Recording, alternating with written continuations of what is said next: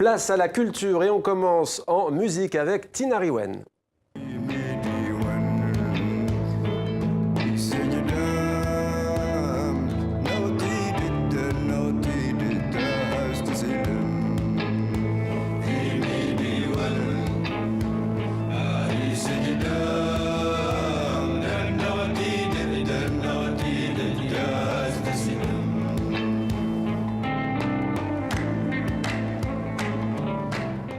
Estelle Martin nous a rejoint. Bonsoir Estelle. Bonsoir. Tinari Wen en concert ce soir à Paris. Les Rockers Nomades sortent un nouvel album, ça s'appelle Emar. Oui, un album enregistré dans le désert, quoi de plus normal pour nos Touaregs, mais dans le désert californien. Impossible pour eux d'aller dans le Mali en ce moment, on imagine pourquoi. Alors pour Ibrahim Al-Habib, dit Abrebon, le chanteur emblématique de Tinari Wen, le nord malien reste donc trop dangereux, mais leurs dernières chansons ont quand même été rodées sur les dunes du Niger, de l'Algérie ou du Mali.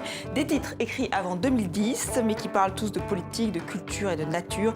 Des titres qui résonnent avec ce qui se passe aujourd'hui. Le problème de la culture touareg ne date pas d'hier. D'ailleurs, Emar exprime la sensation de brûlure en tamazir, la langue berbère. Les Tinari Wen, qui, je le rappelle, ont abandonné leurs armes pour des instruments de musique et depuis nous font vibrer avec leur blues rocailleux. Et c'est vrai qu'on rentre assez vite en transe en les écoutant, Mohamed. Merci Estelle de nous faire voyager avec Tinari Wen. Van Gogh, Artaud maintenant, Estelle, d'Eugénie, deux regards qui se croisent, c'est au musée d'Orsay à Paris. Une exposition événement par la personnalité des deux artistes, l'écrivain et le peintre. Événement aussi par le nombre de toiles exposées. Le musée parisien présente 45 tableaux et 7 dessins du peintre d'origine hollandaise, accompagnés des écrits de l'écrivain. Que des chefs-d'œuvre ou presque. Donc je peux vous dire qu'on va courir au musée d'Orsay pour les admirer. Alors Artaud qui pose un regard différent sur l'œuvre de Van Gogh. Quand un galeriste parisien demande à Antonin Artaud d'écrire sur le peintre, l'écrivain déjà subit 58 séances d'électrochoc entre 1943 et 1945. Autant dire que la folie ou le traitement de la folie, c'est quelque chose qu'il connaît, qu'il a ressenti dans sa chair. Alors pour se faire son opinion, il va donc voir une exposition de Van Gogh à l'Orangerie, c'est en 1947. Il demande qu'on le relise à haute voix les lettres du peintre à son frère Théo. Et là, il est révolté. Il écrit d'un jet le début de son livre, Van Gogh, le suicidé de la société. La suite grâce au musée d'Orsay. Regardez.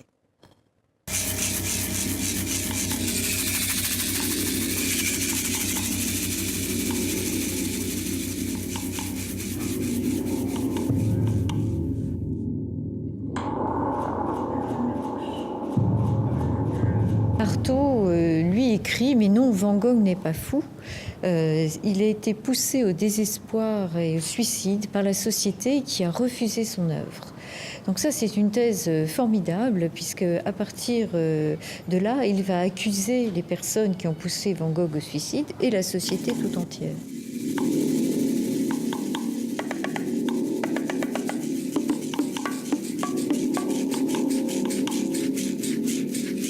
Je pense que les émotions qui nous étreignent sont des émotions humaines. C'est pas l'angoisse, c'est les artistes qui portent notre angoisse. C'est l'angoisse de la société de leur époque, et dans lesquelles on peut retrouver aussi les angoisses contemporaines. Mais ils nous montrent surtout comment on peut les dépasser à travers l'art.